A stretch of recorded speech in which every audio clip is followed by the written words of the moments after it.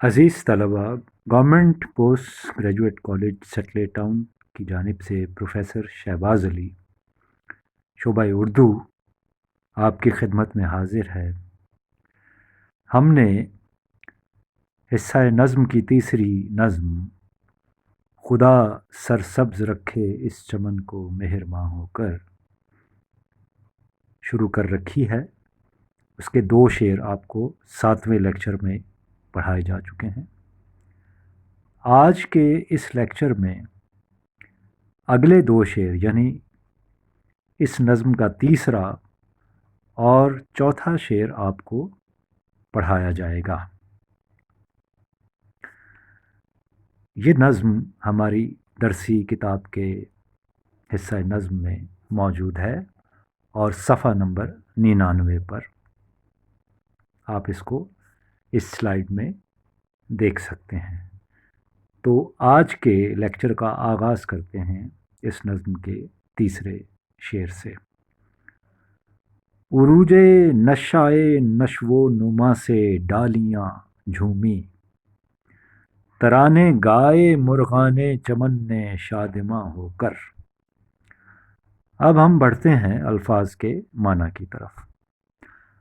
الفاظ کے معنی کو آپ اپنی نوٹ بک پہ لکھ لیا کریں اور ان کو یاد کریں زبانی، کیونکہ جب تک یہ آپ کو سمجھ نہیں آئیں گے آپ شعر کو نہیں سمجھ سکتے اور اس کی مناسب تشریح آپ نہیں کر سکتے۔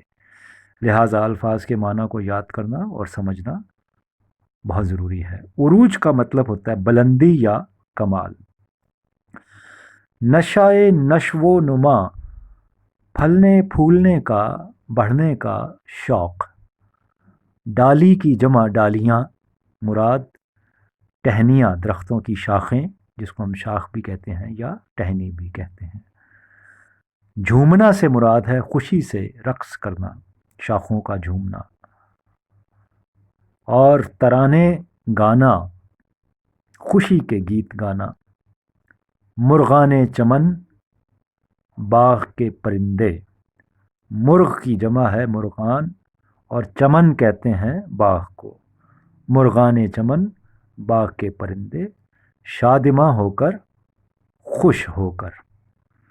اب ہم بڑھتے ہیں اس شعر کی تشریح کی طرف۔ خزاں کے موسم میں درختوں کا سبز لباس زرد لباس میں تبدیل ہو جاتا ہے اور درختوں کے پتے جھڑ جاتے ہیں۔ ہریالی یا سبزے کا نام و نشان مٹ جاتا ہے۔ باغ سے یا چمن سے چہل پہل اور رونق غائب ہو جاتی ہے۔ اس موسم میں نہ تو پرندے چمن کا رخ کرتے ہیں اور نہ ہی انسان باغ کو قابل دید سمجھتے ہیں، یعنی دیکھنے کے قابل۔ لہٰذا انسان ہی نہیں، چرند پرند بھی بہار کے متمنی ہوتے ہیں، یعنی ان کی خواہش ہوتی ہے اور ان کو انتظار ہوتا ہے کہ کب بہار کا موسم آئے۔ بہار کا موسم خوشیوں کا پیغام لے کر آتا ہے۔ چمن کی ہر شے پر جوانی آ جاتی ہے، جوبن آ جاتا ہے۔ رنگ برنگے پھول کھلتے ہیں، ہر طرف سبزہ ہی سبزہ ایک خوبصورت منظر پیش کرتا ہے۔ اسی موسم میں پرندے پھولوں کا طواف کرتے ہیں، یعنی ان کے گرد چکر کاٹتے ہیں خوشی سے، اور انسان باغ کی سیر سے لطف اندوز ہوتے ہیں۔ اب ہم بڑھتے ہیں اس نظم کے چوتھے شعر کی طرف۔ بلائیں شاخ گل کی لیں نسیمیں صبح و گاہی نے، ہوئی کلیاں شگفتہ روئے رنگین بتاں ہو کر۔ سب سے پہلے الفاظ کے معنی۔ بلائیں لینا اردو کا محاورہ ہے جس کا مطلب ہے قربان جانا، محبت کا اظہار کرنا یا چومنا۔ شاخ گل، پھول کی ٹہنی یا شاخ۔ صبح و گاہی، صبح کا وقت۔ نسیم صبح و گاہی، صبح کے وقت چلنے والی ہوا۔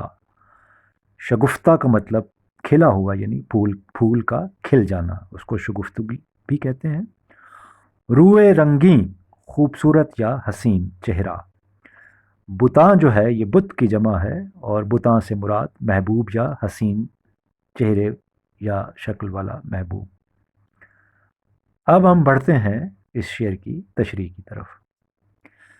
اس شعر میں شاعر کہتا ہے کہ جب چمن میں بہار آئی تو ہر طرف رونق اور چہل پہل ہو گئی، پھول کھل اٹھے اور ہر طرف سبزہ ہی سبزہ نمودار ہو گیا، گویا باغ میں زندگی کی ایک لہر دوڑ گئی۔ شاعر نے چمن کے حسین اور دلکش منظر کو خوبصورت اور اچھوتے انداز میں پیش کیا ہے۔ شاعر کہتا ہے کہ صبح کی ٹھنڈی ہوا اور خوشگوار ہوائیں درختوں اور پودوں کی ٹہنیوں سے بے حد پیار کرتی ہیں اور ان پر صدقے اور واری ہونے لگتی ہیں، یعنی ان کی بلائیں لینے لگتی ہیں۔